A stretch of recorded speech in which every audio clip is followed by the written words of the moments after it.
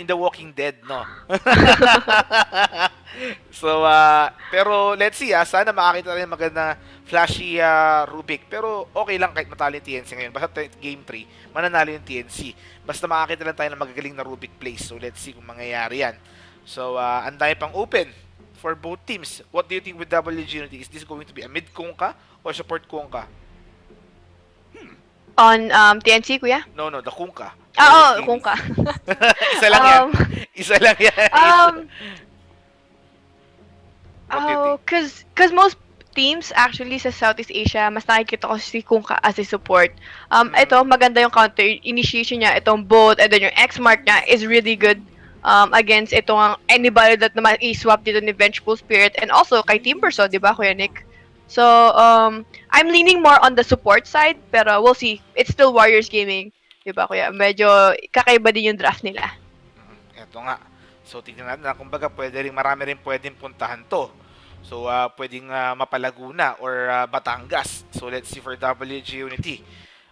Ano-ano mga lugar nga pala yung mga napunta mo sa Pilipinas-ish? Nung last na umuwi ako, hindi kasi ako like mahilig maggala. Like, gusto ko lang kasama yung mga kaibigan ko. Chill-chill Pero, lang. well, nagstay ako sa Cavite. Tapos nagpunta kami ng Tagaytay. Tapos, basta papunta doon, hindi ko alam kung ano yung mga dinaalan na.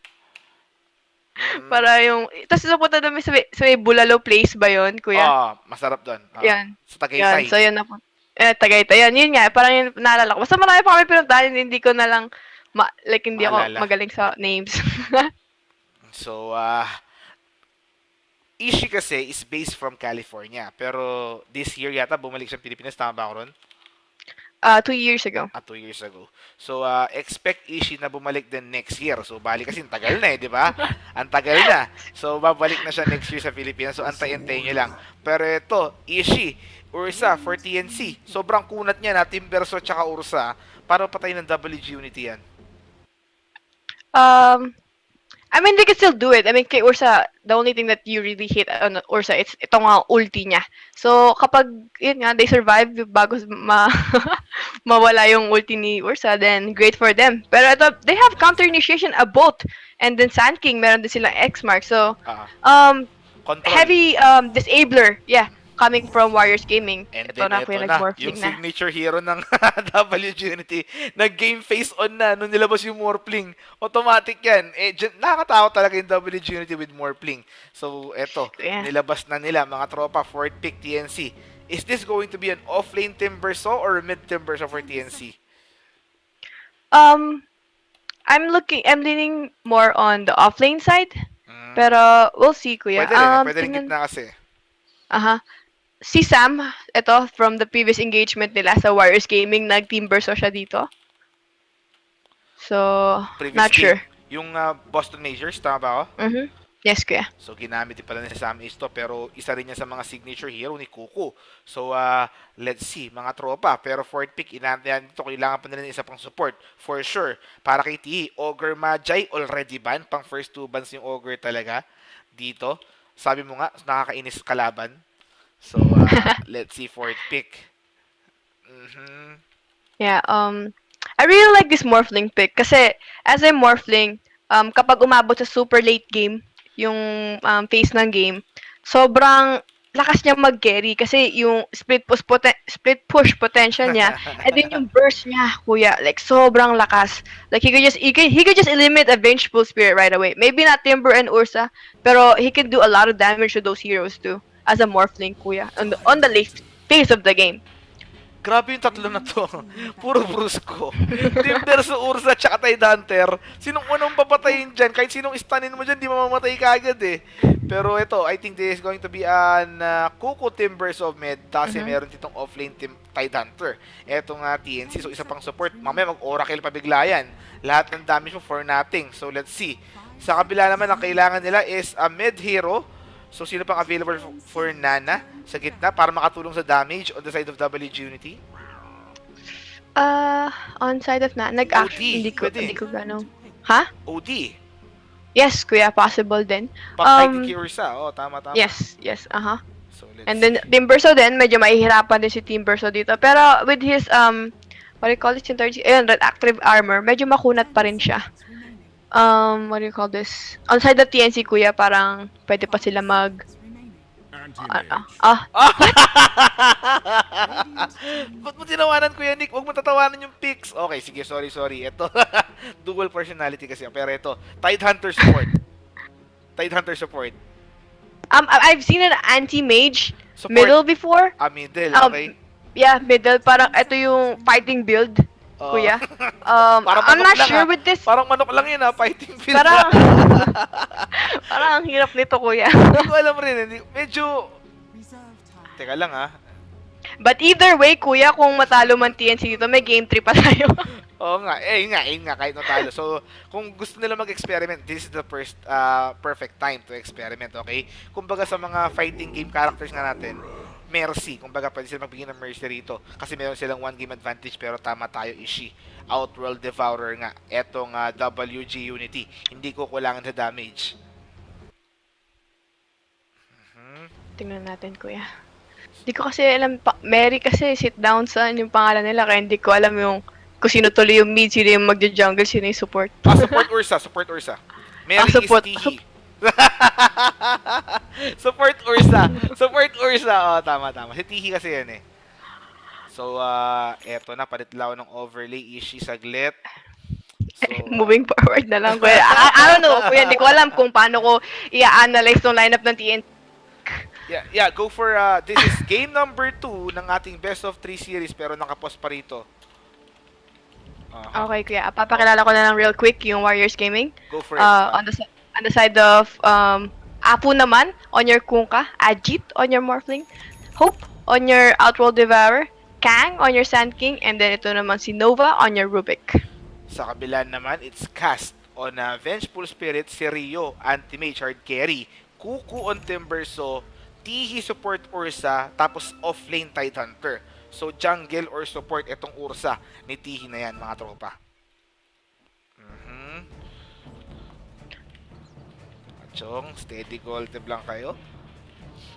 Eto, naka-smoke of deceit. Alam nila, pag level 1, medyo palag-palag sila, hindi pa makukunat yung Brusco Gaming netong TNC. Pero good thing for them, telekinesis, ayan na, nahuli Ursa.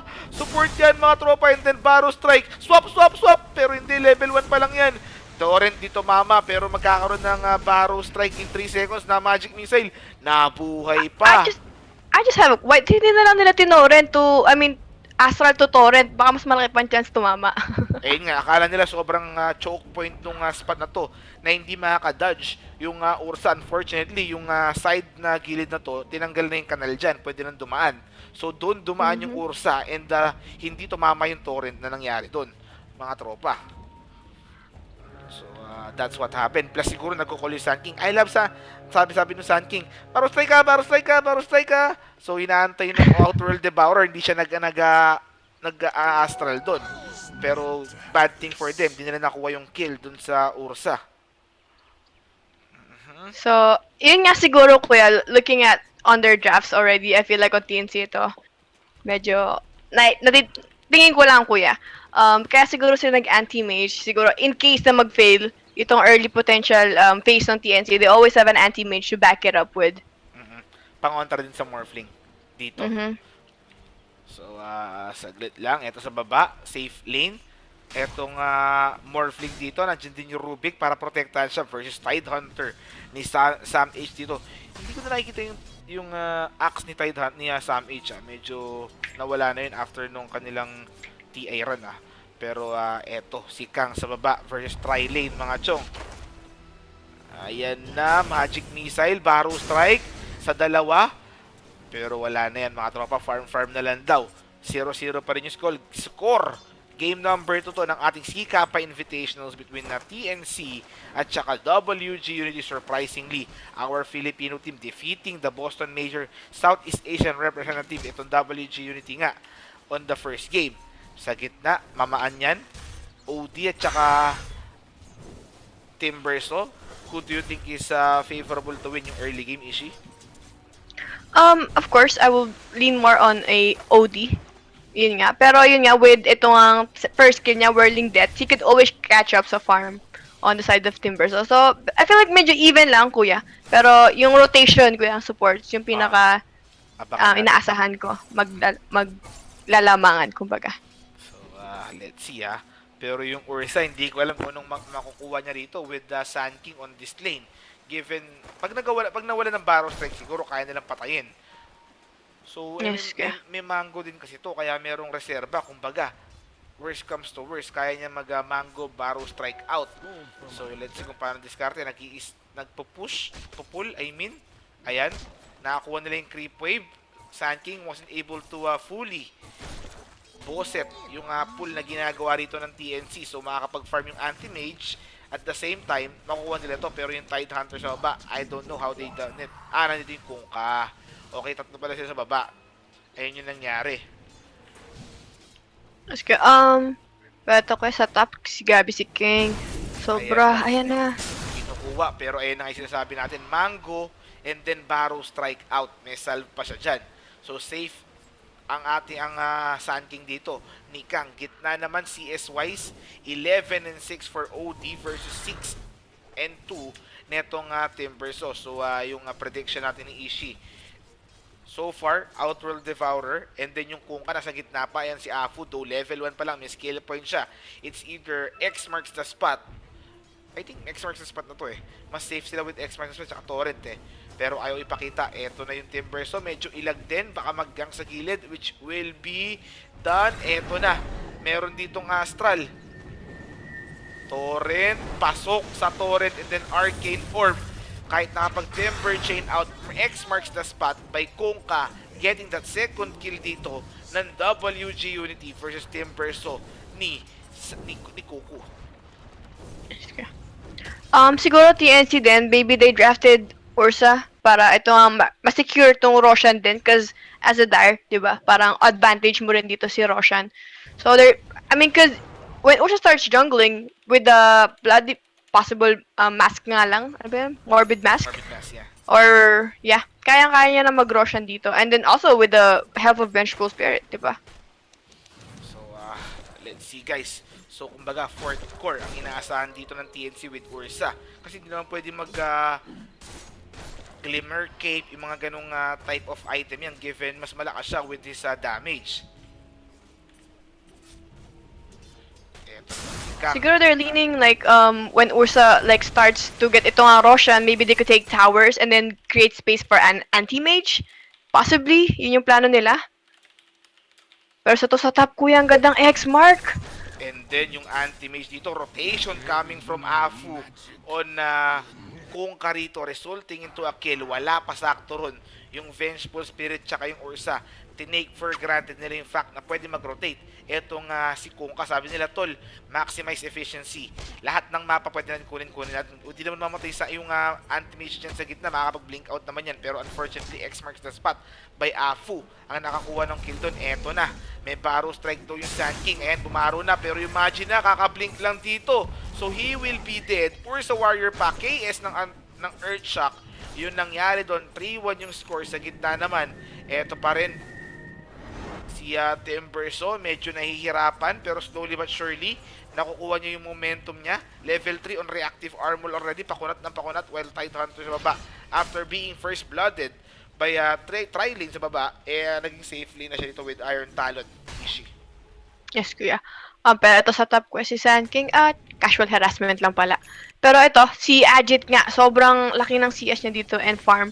And then Anti-Mage on the other hand was doing okay, pero yung kill kasi na yon from rotation ng Kungka kanina might been a little bit a lot coming from Warriors Gaming. Kasi ito, as a Morphling, medyo pabor na pabor ka dito kasi si Anti-Mage kayang-kaya pa rin niya sumabay sa teamfight. And ang lakas din ng counter-initiation dito ng TNC with a Ravage from your Tide Hunter. Pero ito na X-Mark the spot, kuya. Ayun nga. So, let's see kung magsusurvive. I don't think so. Ayan, mamamatay na naman yung Tide Hunter. Nakapag-Fairy Fire. Pero Fade Bolt will seal the deal, mga chong. Diyos ko, day. That's what happened. Ang kulit. May nagpasa sa akin ng fan art. Natutuwa ako. Maganda. Mamaya, papalitan ko yung sa profile picture ng page natin. Pero ito sa gitna, ayan yung Ursa. Nagalit na! Pari wala ng Astral yan. Ayan na yung over basta. Tapos Timber Chain.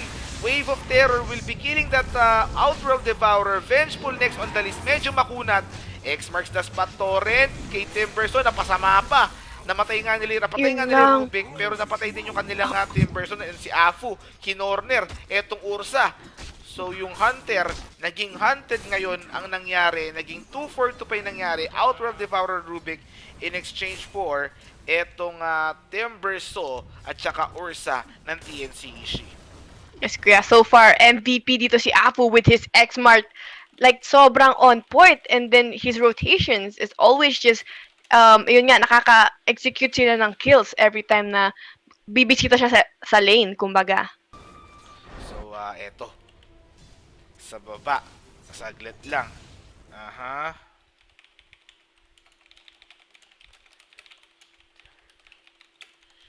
Aha, eto na, mga tropa. Vengeful, Morphling. Hindi mag-dragon lang dito. Instead, will go for the Lincolns agad. Pero sa likod, kung ka, nayari ang tropa mo rito. So, I'm just a little bit concerned on the side of TNC that, eto nga, Vengeful Spirit went for a Tranquil Boots. So, siguro mag-prefers Greaves dito si Tidehunter or casual Arcane Boots to mech. Kasi, as a team, and then eto nga Ursa, and then Vengeful, you need a lot of mana if you guys want to push. Kasi hindi kayo tatagal sa count. Like, ito, and especially a Tidehunter, you need a lot of mana to cast itong Ravage niya. Saka para mapag-spam ka rin ng Anchor Smash sa incoming team fights, di ba kuya? Tama yun. Pero hopefully, makita nga natin yung early arcane dito kay Titan, which is, I think, going there naman, given meron na siyang 880 gold. Pero let's see kung gagawin niya lang. Ito yung Morphling, medyo matapang. Wala siyang backup sa likod, siya lang talaga yan. Anti-mage top lane, nagfa-farm, 57 and 14. So far, so good for Rio. Barrow strike by Sun King. And then yung normal attack for Acoustic, final hit lang. Pero wala pang epicenter yan. Hindi pa niya makapatayan. Blink Dagger out din. Yung Outworld Devourer naman sa gitna. Dalawang Null Talisman. Pati yung kanyang alam ko na. Eto nga. Medyo makunat pala kayo First build Veil of Discord para sa OD Ishii. Yes ka. He won't go for the Dragonlance or Rod of Athos instead. Eto nga, Veil of Discord. Nagtitv pa siya rito. Where is it? Top lane, anti-mage. Before pa makagang, napatay niya na kagad. Astral setup, Torrent, X-Mark the spot, cooldown pala. Barrow strike meron. So Timberso will fall 2 cores down on the side of TNC sa top lane. Nice rotation coming from both Kuka and Outworld Devourer Ishii. Yes, kuya. Eto nga, Tidehunter, he didn't win in his lane. I mean, he was leeching experience, okay. Pero eto nga, you're drafted an anti-mage and an Ursa as a support. So, medyo, like, sketchy yun. So, kaya ito, nagsasuffer sila sa lane because ito yung dinraft nila, kuya. An anti-mage, ito sobrang ganda ng rotation ng Warriors Gaming. Ito napapunish nila. Si anti-mage nga. And then the Morphling, wala pa silang, kumbaga, response on the side of sa carry naman ng Warriors Gaming. How are they gonna stop him? Is a Ravage, and then itong Ursa, and then Timbersaw gonna be enough to kill him? Or Warriors Gaming's gonna do a great job and then counter-initiate with that Sustain. initiation coming from TNC? Sustain din counter-initiate nga. If ever all else failed, ang nangyari sa TNC, high risk, high reward. Dito given na kulang sila sa lockdown, damage sa sustain, meron sila. Makukunat yan. Pero yung damage, mag-farm pa yung anti-mage. Yung Ursa naman, support yan. Mga tropa. Yes, Timberso is nahihirapan ngayon. Ito yung Timberso nyo. Network-wise, he is 7th sa net worth. Way behind dun sa kanyang Tidehunter tsaka Ursa dito. While on the other side naman, yung dalawang cores, basic lang. Kumbaga, steady Dota, dalawang cores sa top lane. I mean, top network. Ayan pa yung bullshit binigay kay Vengeful. So, no chance dito. 9-4 yung score in favor of WG.Unity. So, Ishii, what do you think is the transition na kailangan gawin nila ng TNC para makuha nila yung momentum ng laro? Kaya parang, I'm thinking na parang ganito yung nangyari sa WG Gaming kayo na, yung all of their lanes natalo lang from a one rotation coming from Kunkka. And then, because you expect a Timbersaw to be creating space by now, and then with the Tidehunter Ravage, yung kayang-kaya niya i-follow up damage ng Timbersaw. But like, when your Timbersaw and your Ursa and your Tide Hunter is farming, eto naman Warriors Gaming, they're taking the chance to pressure all the lanes, and ito nga, giving anti-mage no space to farm. So, let's see. Di ba naman matapos to kasi medyo maaga pa rin.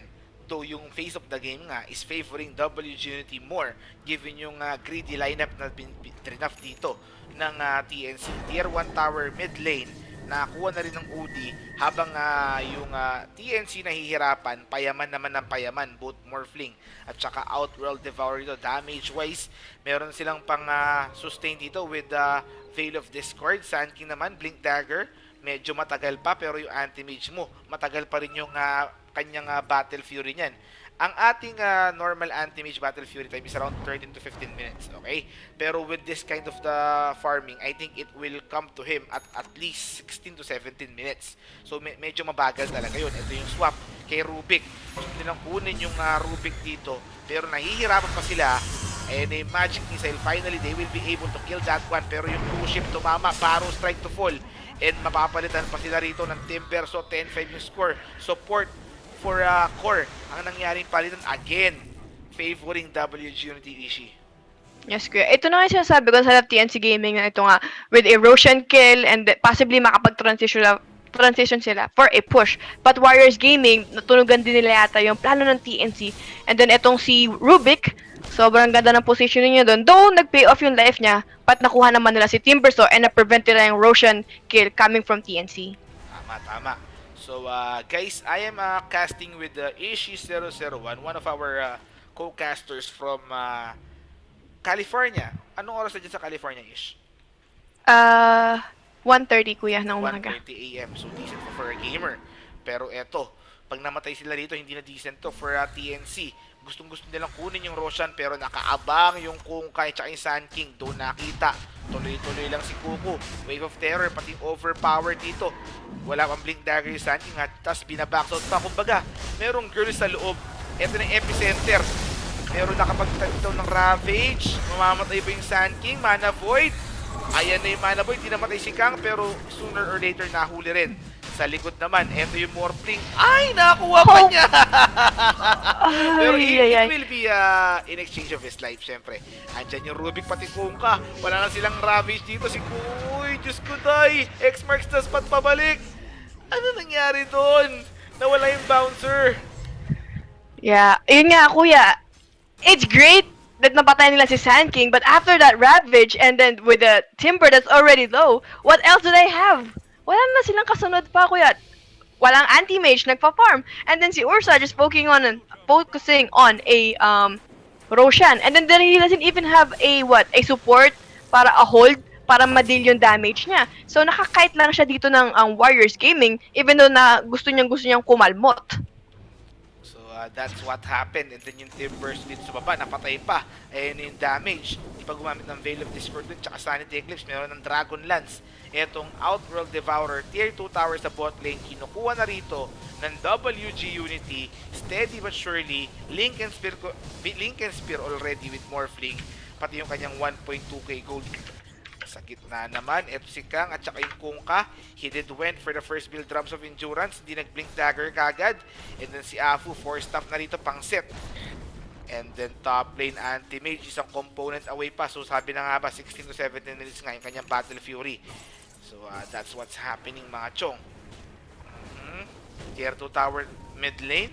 So unti-unti kinukuha na nila ng map control itong TNC with anti-mage na kailangan mag-farm throughout the map dito with this Battle Fury na parating. Ishi. Yes, kuya. I just have a question real quick. Hindi ko alam. Kapag nag-ravage ba, mapapap ba yung Lincoln o may stand pa rin si... SS siya.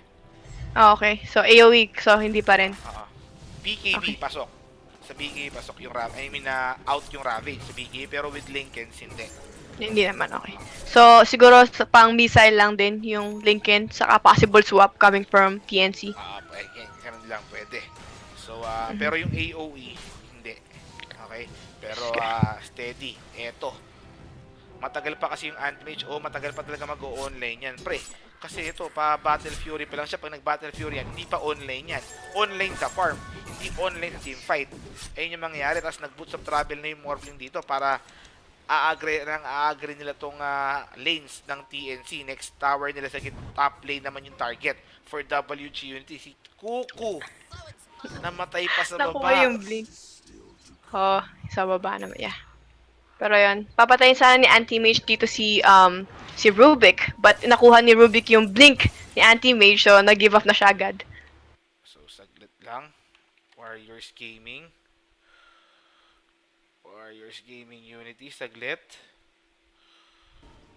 Napatay din yung Ursa dito. What's happening? Mga tropa. And then, Vengeful Spirit next to fall, mga tropa. Yeah, kuya, TNC just doesn't have any comeback to this. Kasi how are they gonna fight WG? I just don't know where the damage is gonna come from. I mean, Timbersaw, he only has 900 health, kuya. And then your Tide Hunter, he's gonna have to really walk all the way in to get everybody else on the side of Warriors Gaming. And then only ito nga, si Timbersaw lang ang makakapag-deal ng damage. And Ursa, he invested for a massive madness, so hopefully ito, he could do a lot of damage with that item. Ayan na. Yung ghost ship, binigay dito kay Timbersaw. Patay kagad ang kuya nyo. So, let's see kung paano diskarte. Eto pa yung Barrow Strike. And then yung damage. Naka-Hurricane Pike na. Napatay ng Outworld Devourer yun. Eto yung OD pumasok. I mean yung Ursa. Mass of Madness Space Boots pa lang. Pero papatayin din siya dyan. Barrow Strike. Ayan yung waveform. Na-swap. And then yung Anti-Mage. Asaan? Pumasok na. Si Ajit ang target. Mana Void. Binigay na ba? Nakapag-ravage pa? Ayan na yung mana void at the very last moment ang nangyari doon, mga tropa. And then next on the list, etong si Ajit on Morphling. Nangyari din, 19-6 ang score dito. Nagalit na yung WG.Unity. Ayan na. Timbersaw na X-Marks na tatabalik. GG, kuya. GG pa rin, mga tropa. GG pa rin, yun nangyari. Yeah. So that's what happened. Outplayed lang talaga sila in general. And outpick, I believe, kuya. Medyo nga. So, guys, that's what happened. Game number 2, nakuha agad ng WG.Unity. Mga tropa, okay? So, that's what happened. So, Ishi, what do you think went wrong with regards to TNC? I mean, TNC probably had an idea, had a plan, but to be honest, I don't even know what their plan is. Hindi ko alam. Siguro with that Ursa, they tried to pull up nga itong Roshan and then possible transition. But they just completely got wrecked in lane. So, even though na, yun nga, medyo okay sana yung plan nila, I believe. Pero yun nga, sobrang natalo lang sila in lane. So, hindi na sila umabot sa plano nila. And then Warriors Gaming took advantage with their heroes and then with their lead. So, that's why they came up on top. So, guys, don't worry kasi meron pa tayong game number 3 na parating. Kaya steady gold tab lang kayo dyan. Ishi, if you have any shoutouts o kung may gusto ka mang i-promote, go for it now, Ishi. Go for it. Okay, guys. Once again, if you guys haven't followed my channel yet, don't please go to twitch.tv/issues twitch.tv/ishi001. Ayan. Information lahat ng social media ko. Lahat nasa channel ko, guys. Nasa baba lang. And also, shoutout kay Kuya Rasta. Don't forget to follow his channel. Nakalimutan ko daw siya kanina. Kay Kuya Twitch Pinoy. Kay Kuya